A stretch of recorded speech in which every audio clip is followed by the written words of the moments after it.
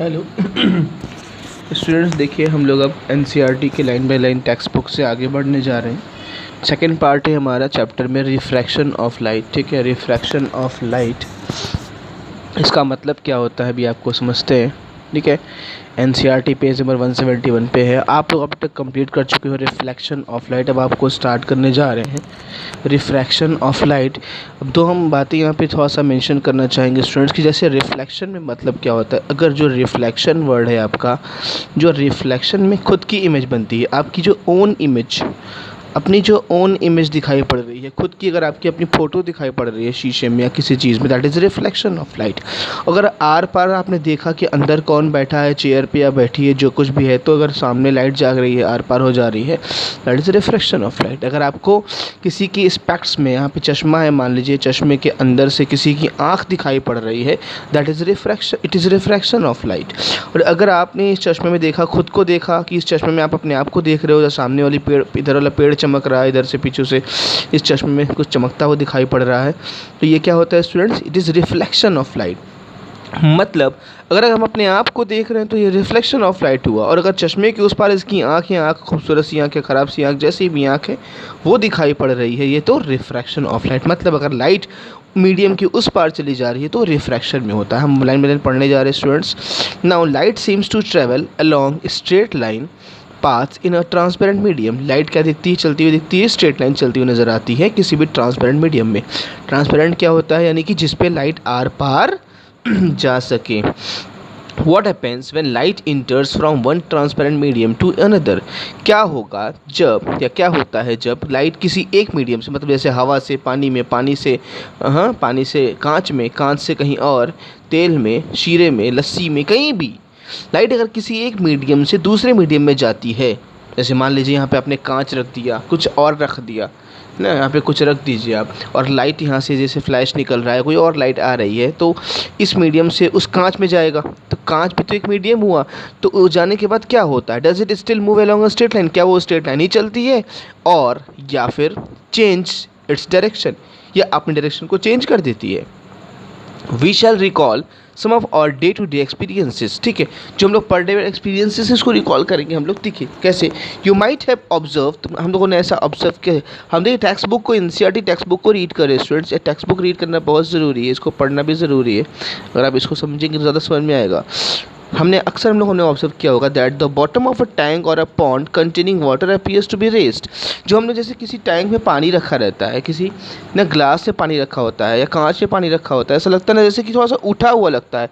ऐसा लगता है कि बहुत ज़्यादा गहरा नहीं। जब किसी जगह पे हम पानी देखते हैं ना, लगता है जैसे यहीं पे है, जब हम देना कूद जाएंगे तो फिर डूब भी जाएंगे, या फिर आप हाथ डालेंगे तो लगेगा बहुत अंदर तक था। मगर ना किसी भी टैंक में, किसी भी बाल्टी में, कहीं बकेट पे, किसी भी चीज़ में, किसी भी स्विमिंग पूल में आपको नज़र आएगा कि जैसे यहीं पे बॉटम है, बगल में बॉटम है, मगर ऐसा नहीं होता, बहुत गहरा होता है वो। तो वही लिखा हुआ है कि the bottom of a tank or a pond containing water appears to be raised, उठा हुआ दिखता है। Similarly when a thick glass slab is placed over some printed matter, एक मोटा जो ग्लास स्लैब होता है किसी प्रिंटेड के ऊपर, जैसे मान लीजिए प्रिंट है, इसके ऊपर एक कांच का स्लैब रख दिया जाए, तो जानते हैं क्या होगा, क्या होता है कि थोड़ा सा ना, ये जो है ना, थोड़ा सा इन लार्ज हो जाता है। Why does it happen? Have you seen a pencil partially immerse in water in a glass tumbler? क्या तुमने देखा कि कोई, तुम पेंसिल को आधा तक ग्लास के अंदर रखते हो तो क्या होता है जानते हो स्टूडेंट्स? ना पेंसिल ना थोड़ा सा घूमा हुआ दिखता है, ऐसे मुड़ा हुआ दिखता है, कि जैसे पेंसिल ऐसे गई, ऐसे मुड़ गई है। ठीक है, ये सारे आपको डायग्राम भी हम शो भी करते हैं एस्टान बुक से। अभी ये सब बातें अभी आपको आगे मिलेंगी, बहुत सी बातें मिलेंगी कि हाँ पेंसिल किस तरह से मूव किया हुआ है, कैसे घूम जाता है। ये सारे रिफ्रैक्शन की एग्जांपल्स दिए हुए हैं। ठीक है, what is it happen, have you seen a pencil? ठीक है, it appears to be displaced at the interface of air and water.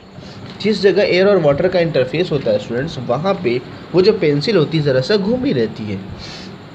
जैसे आपको हम डायग्राम समझाते हैं, जैसे ये डायग्राम है, ये मान लीजिए ये हमारा टैंक टाइप का है, इसमें पानी भरा हुआ है, इसमें पानी भरा हुआ है। इनका कहना क्या है कि अगर आपने एक पेंसिल को ऐसे, ये पेंसिल है, ऐसे रख दिया, ये पेंसिल को रखा, ये पेंसिल जो है ना, हकीकत में पेंसिल तो ऐसे रखी होती है, बट जानते हैं ये हल्की से ना ऐसे हो जाती है, ये आपको ऐसे नज़र आती है पानी के अंदर, ऐसे घूम जाती है वहाँ पे। तो ये जो होता है पोर्शन ना, ये रिफ्रैक्शन की वजह से होता है।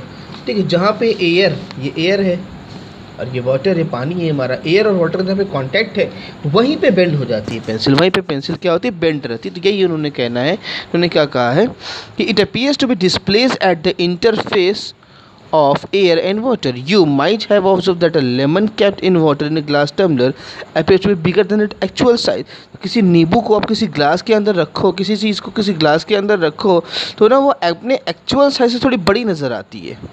ये सारी चीज़ें रिफ्रैक्शन ऑफ लाइट, यानी कि लाइट आर पार जा रही है मगर थोड़ी डिस्टर्ब नज़र आ रही है कोई चीज़। रिफ्लेक्शन में क्या होता है कि आप सामने अपने आप को देखते हो जैसे आप हो, या फिर थोड़ा टेढ़े मेढ़े दिखते हो।